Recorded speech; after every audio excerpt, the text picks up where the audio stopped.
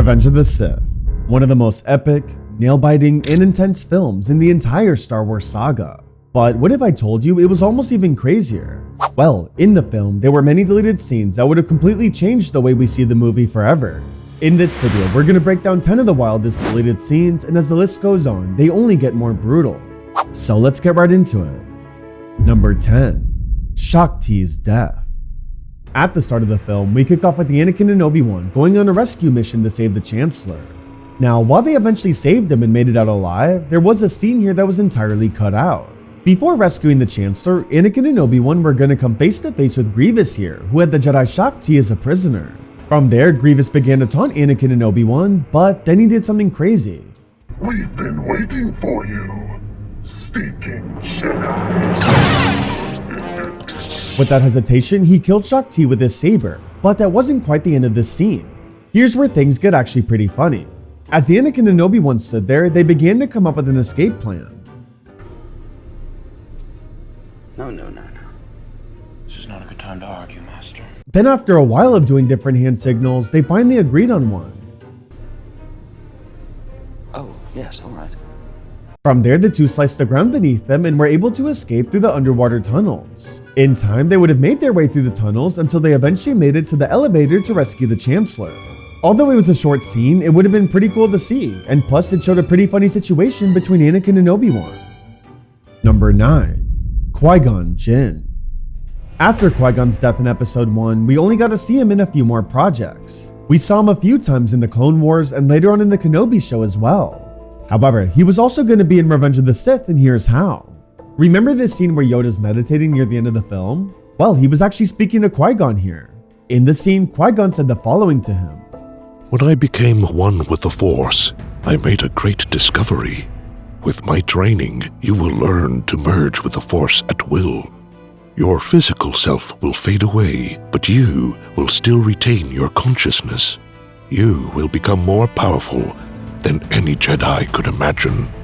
Unfortunately, Qui-Gon and Yoda's conversation would have then been interrupted when Bail Organa entered the room. Just like the last one, it would have been a pretty short scene, but it shows us the original idea of how Qui-Gon first reached out to Yoda. Although, if this scene was added, we would have never gotten the Clone Wars arc in Season 6 where Yoda meets Qui-Gon on Dagobah. So while this scene definitely would have been cool to see, it also has its downsides if it was added. Number 8. Palpatine's manipulations. Now, this is one of the more twisted deleted scenes from the film, but it just proves how evil Palpatine really was. Right after Obi-Wan left for Utapau, Palpatine summoned Anakin to his office to speak with him about a serious matter: Padme. In the scene, he tried to get into Anakin's head by hinting that Obi-Wan was having a secret affair with Padme. Palpatine made it look like Padme was cheating on him, and so he said these exact words to Anakin. It appears that Master Kenobi has been in contact with a certain senator. It seems a very close contact. The rumor is that he was seen leaving this senator's residence this very morning at an unseemly hour. When Anakin heard this, he was furious, but then Palpatine shared more. He revealed that this senator was Padme, and well, Anakin went berserk hearing this. He tried saying that Padme would never do anything like that, but Palpatine responded with, Sometimes the closest are those who cannot see. Now here's the crazy part though. This scene was actually going to play a huge part in the film, even from the very first drafts. Originally, George Lucas was going to use this scene as a big motivator for Anakin to turn to the dark side and hate Obi-Wan even more. However, in the end they cut this because they didn't feel like it was true to Obi-Wan's character, even if it was just some wild rumor that Palpatine created. Now, although it was cut, you can actually see other scenes that connect with it, like this scene right here. When Anakin's on his tablet, he says, Obi-Wan's been here, hasn't he? and you can clearly see he has an angry look. Well, that's because it was meant to tie into that deleted scene. Although it was cut, it would have really shown how evil Palpatine was, but also exposed how Anakin's feelings always got the best of him. A big example of this was all the fears he had of losing Padme. Instead of seeing a doctor to make sure Padme was alright, he only let his fears grow more and more as time went on. I get it, not really a force-choking move. Personally, I've also put off taking a trip to the doctor's office mainly because of all the stress it brings into my daily schedule. First of all, I wouldn't even know where to start, let alone the hassle of calling different places and trying to find a time that I could squeeze in. But what if I told you that I recently found a solution to all of that?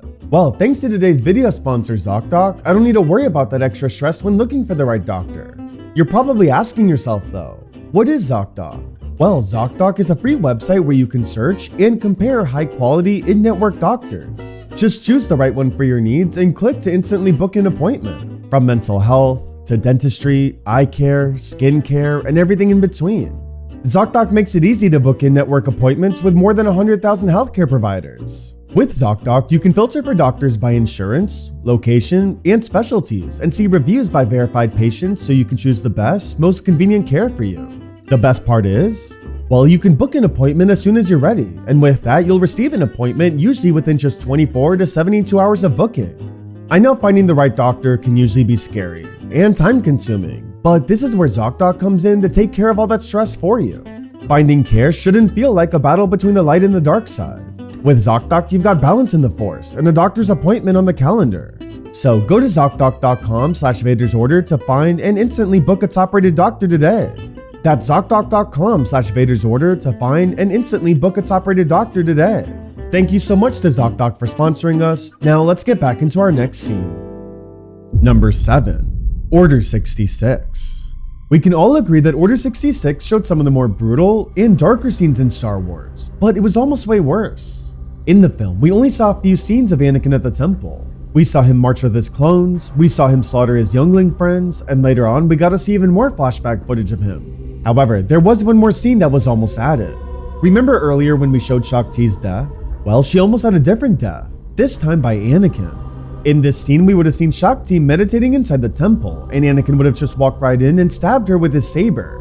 Just like earlier, her body would have dropped to the ground, and Anakin would have then left the room. From there, we would have seen him march throughout the temple and see more footage of what actually went down in there. If you look really closely, you can even see one of the temple statues fall down, as well as the clone troopers fighting up against the Jedi. This would have been cool to see, especially since fans love seeing more of Order 66 and what really went down in the temple that night. However, that wasn't the only Order 66 scene that was deleted. Number 6. Order 66 Part 2. Just after Anakin's massacre, we saw Obi-Wan and Yoda both return to the temple. As we saw in the film, they fought against all the clone troopers, they witnessed all the dead Jedi bodies there, and even watched Anakin's horrifying security footage. However, there was one more thing that happened with them. Something that was pretty crazy. As Yoda and Obi-Wan originally approached the temple, they were confronted by 4 imposter Jedi. However, these imposters were actually clone troopers that were just pretending they were Jedi, so that way nobody would enter the temple. Luckily though, Obi-Wan snuffed it out right away. You clones make terrible Jedi. The clones then shot at Yoda and Obi-Wan instantly, but the two fought back and were able to slice them all down. Now, despite this scene being deleted, this clone group actually has a bit of lore in the Star Wars universe. In the novelization, they were called Decoy Squad 5, and as we saw, they were a group of clones whose main jobs were to act as fake Jedi. Although they stood no chance against Obi-Wan and Yoda, it was a pretty awesome concept to see. Number 5. Dagobah. Now, while we've already spoken about a few deleted scenes with Yoda so far, there was one that's arguably one of the best. For years, fans have always wondered how exactly Yoda got to Dagobah, and really how he ended up there in the original trilogy. Well, there was a deleted scene that answers just that. At the end of the film, we saw Palpatine and Vader stand side by side in front of the Death Star, but right after that, it was supposed to pan out and show Yoda's ship flying to Dagobah. In the scene, we would have seen him in a small pod of some sort, and by the end, he was going to land on the planet where he'd start his new life.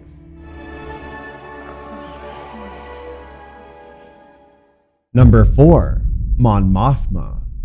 If you've watched Andor or even Star Wars Rebels, you can probably agree that Mon Mothma played such a key role in the rebellion. However, she was actually in Revenge of the Sith, and well, she had some crucial scenes in it. In these scenes, we would have seen her have deep conversations with Padme, Bail Organa, and a few other senators about possibly organizing a resistance against Palpatine. They were all afraid about what his true intentions were, so she and the others wanted to take action. In a way, this was really the early stages of the rebellion, and in these scenes, we really get to see just how involved Mothma really was. What's even crazier is that the actress for Mothma in this film was the same actress who plays her in Andor and Rogue One, Genevieve O'Reilly. From what's been said, these scenes were cut to focus less on the politics in the film and to focus more on Anakin's fall to the dark side instead. Although these scenes were cut, it would have been really interesting to see. Number 3. Palpatine's Manipulations Part 2. Now, we spoke earlier about how Palpatine tried to turn Anakin against Padme. However, that wasn't the only time he tried to do that. A bit later in the film, we would have had a scene where Padme and a few other senators approached Palpatine inside his office. Coincidentally though, Anakin stood next to Palpatine as they all were speaking. Throughout the conversation, Padme wanted to make sure that Palpatine was doing everything in his power to finally end the war. You are pursuing a diplomatic solution to the war, then? You must trust me to do the right things, Senator. However, the conversation quickly got heated. That is why I am here. But surely... I've said I'll do what is right. That should be enough for your committee. Now, that wasn't even the crazy part though. As the conversation ended, Padme gave Anakin a dirty look here and walked out, almost like she was angry that he didn't step in and speak up at all. However, as Padme walked out, Palpatine began to plant seeds in Anakin's head. He told him there that he sensed something odd about Padme. Senator Amidala is hiding something. I can see it in her eyes. As you can see, this upset Anakin, so he said, I'm sure you're mistaken. I'm surprised your Jedi insights are not more sensitive to such things. Once again, this just proves how twisted Palpatine was, and well, it really would have shown a darker side to him if this scene was added. Number 2. Obi-Wan versus Grievous. In the movie, we of course saw the climatic duel between Obi-Wan Kenobi and General Grievous. However, Grievous's death was almost way different, and let's just say it's a lot more brutal than you might think. Just like we saw, Obi-Wan was going to chase Grievous on his lizard, but here's where things get a bit different. At one point, Obi-Wan was going to jump off the lizard and hop onto Grievous's wheel bike. From there, the two would have clashed blades, even while on the bike. However, things would have then took a turn. In the scene, Obi-Wan would have eventually hopped off and got the bike to crash. From there, he would have then walked up to Grievous's body and stolen his electro staff. Then, Grievous would have fired back with a blaster until there was a fight between the two, with Grievous using his bare hands and Obi-Wan using his staff. As the two kept fighting, they would have eventually fallen towards the end of the platform, and from there, Grievous would have punched Obi-Wan's face with blood even being shown. However, here's where things get really crazy. Obi-Wan would have then taken back control and opened up Grievous's chest plate, with him tossing all his body parts out. By the end, Grievous was too weak to even get up, so Obi-Wan would have used his saber and slashed his arms off. Then to take it one step further, he would have then ripped Grievous's heart out and throw it on the ground. From there, he would have also taken the nearby blaster and shoot his heart right then and there. However, just when he thought it couldn't get worse, he would have then kicked his dead body off the platform, killing him once and for all. So yeah, as you can see, Grievous would have had a pretty violent death. However, the next scene on our list takes things to another level.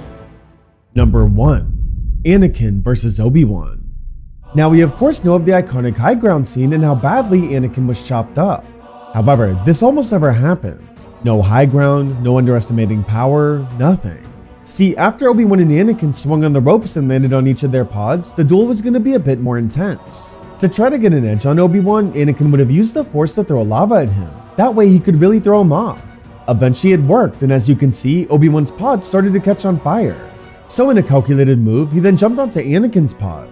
Then the two clashed, and as Anakin went for an overhead strike, Obi-Wan undercut him and sliced his legs in half. From there, he dropped down to the lava bank below and caught on fire just like we saw. So while this would have led to the same result, the way Anakin lost was way different. But I want to know from you, which version do you like better? And out of this entire list, which scenes would you have wanted to be added? Let me know in the comments below. Thanks for watching, and may the Force be with you always.